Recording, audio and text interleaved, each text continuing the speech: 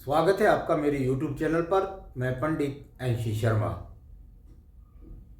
आज के विषय में हम बात करेंगे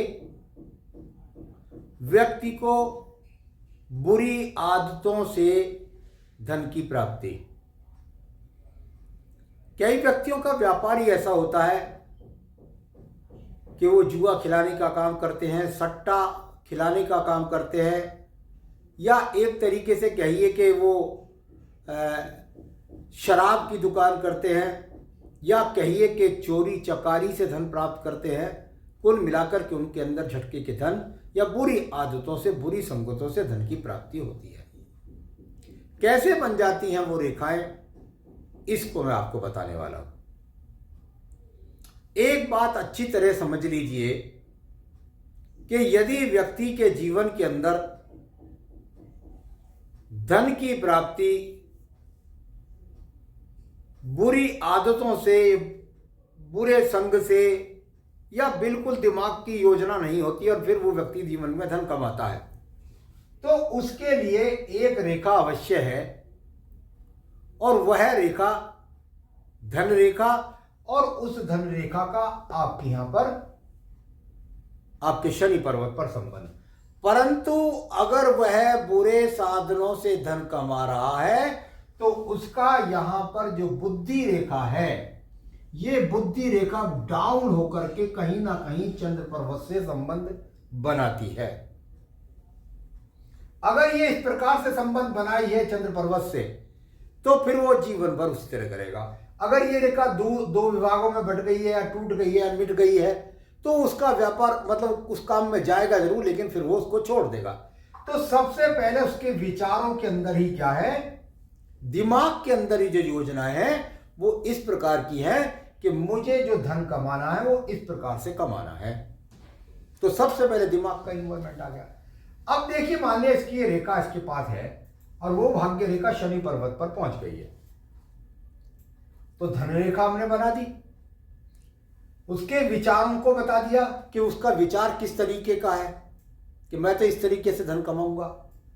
अब उस तरीके से धन कमाने के लिए मैंने बुद्धि रेखा को पहले बताया।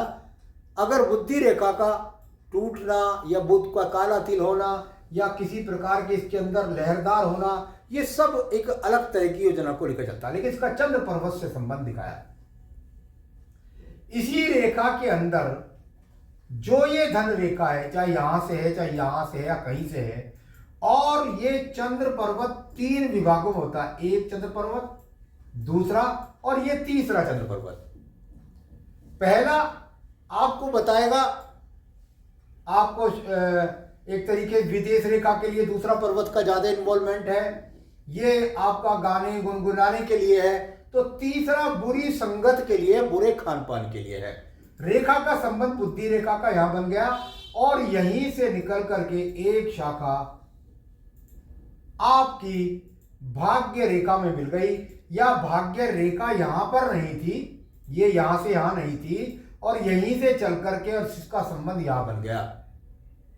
ऐसा व्यक्ति जुए से, शराब से, सट्टे से,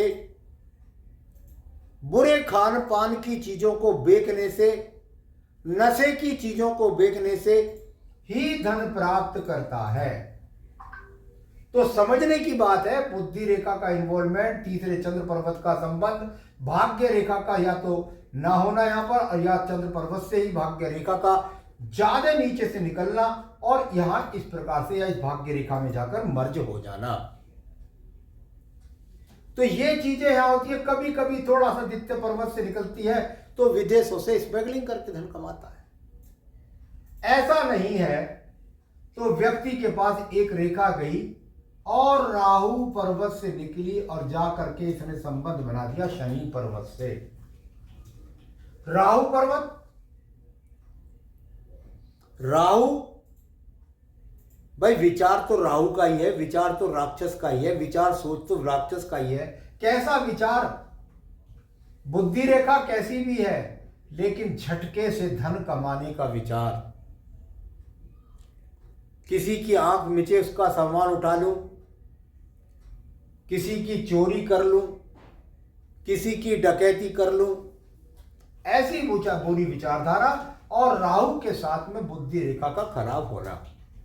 तो ये वो संबंध है जिनके द्वारा व्यक्ति अपने जीवन में शराब से, जुए से, सट्टे से, गलत आचार विचार से, स्मगलिंग से, झटके से धन कमाता है और निश्चित रूप से कमाता है अगर ऐसी रेखाओं का संबंध उसके हाथ के अंदर है। आगे भी अन्य विषयों को लेकर आपको अवगत कराता रहता हूँ। मेरे साथ जुड़े रहिए। तब तक के लिए नमस्कार।